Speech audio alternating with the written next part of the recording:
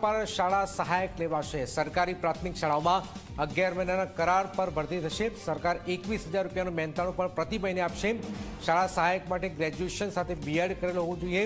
પગાર કેન્દ્ર પ્રાથમિક શાળાઓમાં જ શાળા સહાયક મુકાશે। તો એક તરફ શિક્ષકોની ભરતીને લઈને ટેટ ટાટના ઉમેદવારોનું વિરોધ પ્રદર્શન છે અને બીજી તરફ આપ જોઈ રહ્યા રાજ્ય સરકારે મોટી જાહેરાત કરી છે, જેમાં શાળા સહાયક લેવાશે। હિતલ અમારી સાથે જોડાયા છે ગાંધીનગર। હિતલ, આ શાળા સહાયકનો જે કોન્સેપ્ટ જે છે એનો મેસેજ શું છે, એનો મતલબ શું છે અહીંયા? જરાક એનો મતલબ ચોક્કસ એક રીતે જોવા જઈએ તો શાળાઓમાં શિક્ષકોની જે ઘટ હશે એ ઘટ પૂરી દેવામાં આવશે અને ક્યાંક ને ક્યાંક બીજો મતલબ જોઈએ જઈએ તો સીધી રીતે મતલબ એ થાય છે કે હવે એજન્સી થકી શાળા સહાયકની ભરતી કરવામાં આવશે। 11 મહિનાના કરારના આધારે ભરતી કરવામાં આવશે અને એને મહેનતાણું છે 21,000 રૂપિયા આપવામાં આવશે।